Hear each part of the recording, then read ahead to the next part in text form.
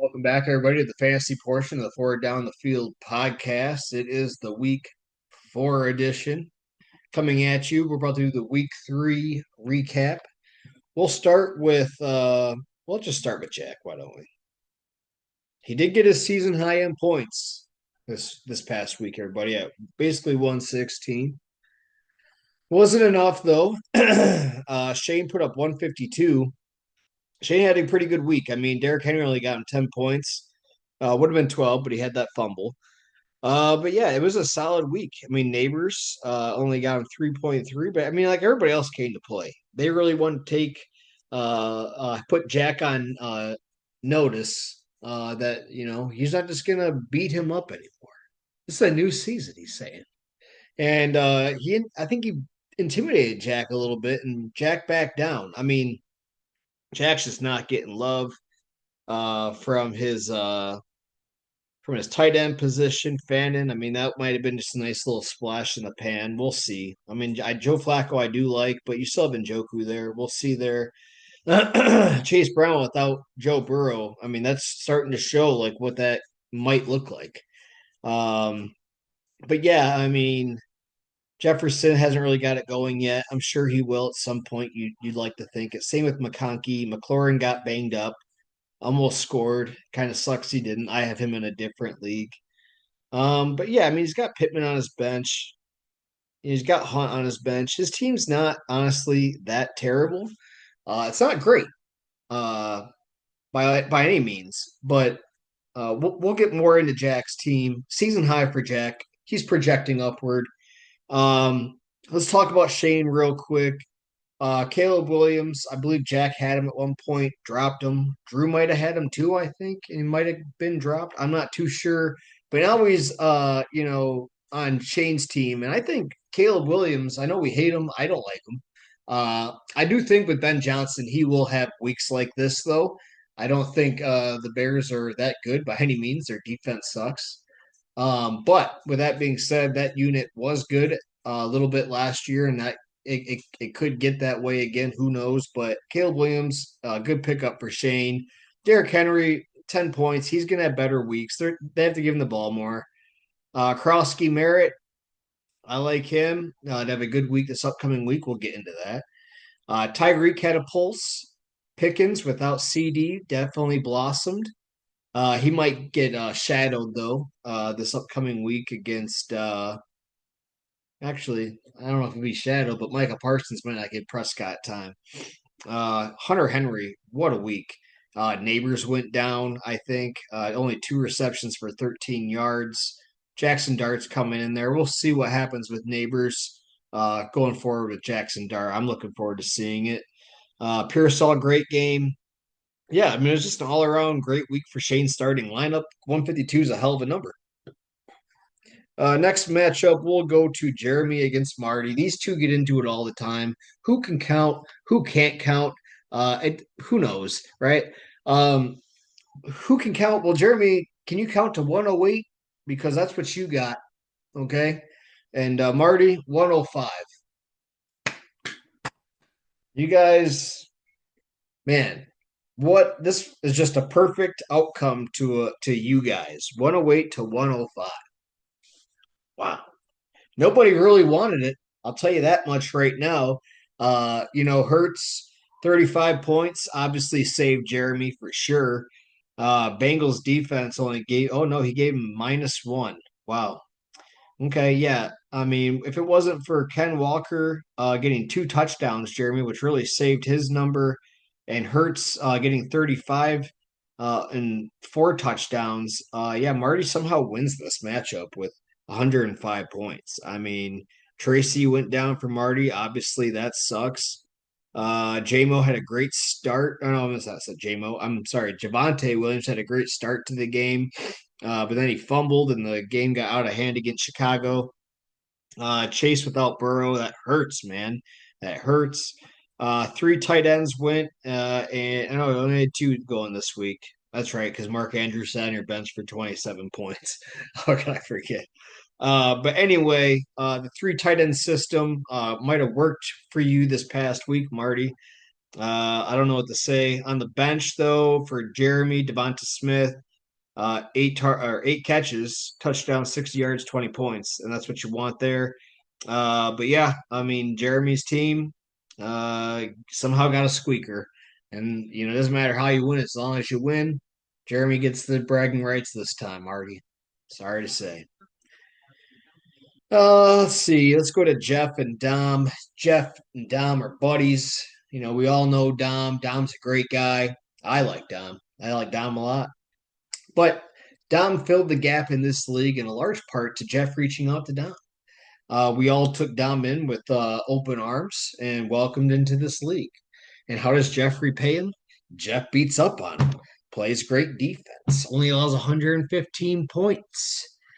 Looking back at this matchup, both quarterbacks mediocre.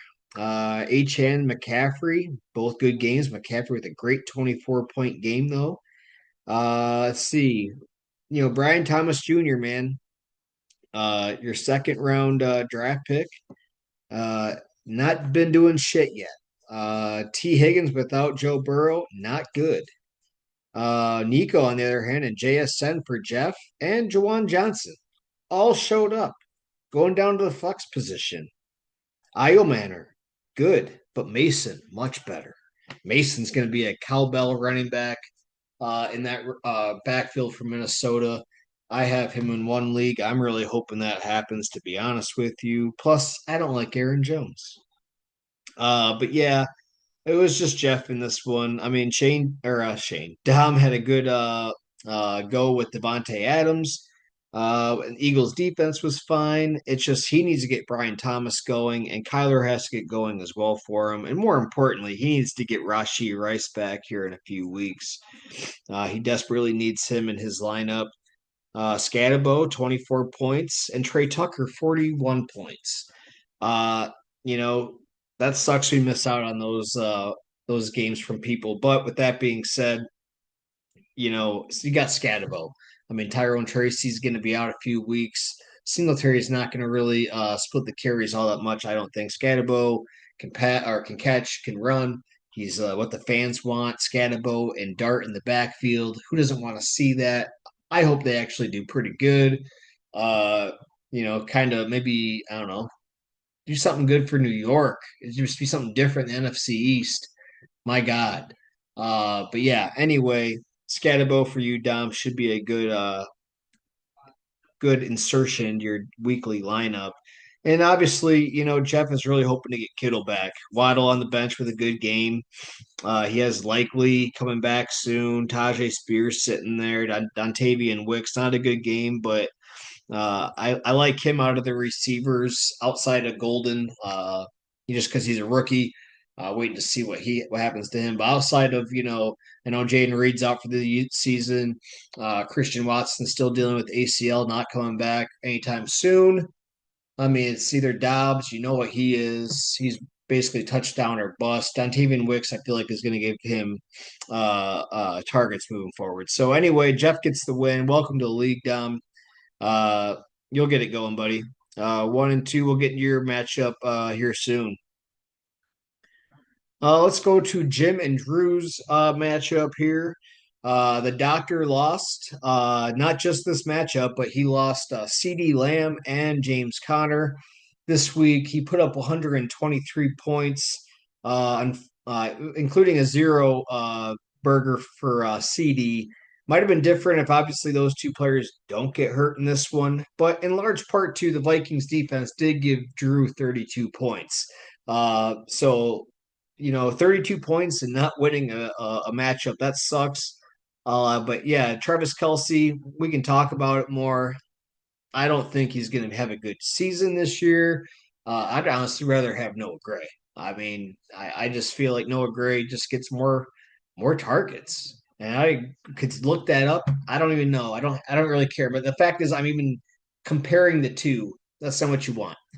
Travis Kelce only 6.6 points.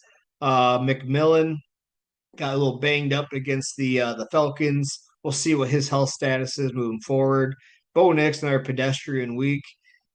I don't know if the Broncos are going to get going. I mean, hopefully they will. I got something in the league, you know what I'm saying? So I need them.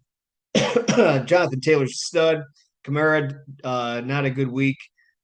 Travis Hunter, they're going to play offense, going to play defense. I just feel like that was a wasted draft pick for Jacksonville as of right now. Let's see what they end up doing with them as the season goes on. But I don't like what they do, what they're doing. Make him play one or the other. I think he just needs to be a wide receiver, but we'll see what happens there. Nothing really to say about Drew's bench.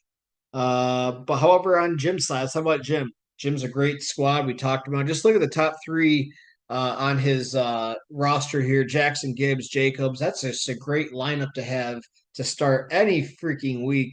I know that's how Jim views it too. But yeah, Garrett Wilson, great week, 24 points. Warren, one of his lower weeks, only 7 points. Pacheco, that sucks, man. I know that's so frustrating for you. I don't know what to say. That looks like it's gonna be running back by committee. DJ Moore, I do like. I just don't think he's gonna be the wide receiver one there. But Chicago's offense, he'll get his opportunities. I mean, he already got a touchdown. It'll be fun to see Odunze and Moore how that works out through the season, and if I'll be right or not. But Odunze off to a fire start. Cup only 2 catches, give you 5 fantasy points. Yeah, I mean, you were good enough, Jim. I mean, a large part to the top four people that we already talked about: Jackson, Gibbs, Jacobs, and Wilson. I mean, it's just a good week. You move to 3-0, sir. Drew, 1-2, and you get or 2-1, and you get me. So I'm sorry to tell you that. Let's talk about my matchup. A little segue.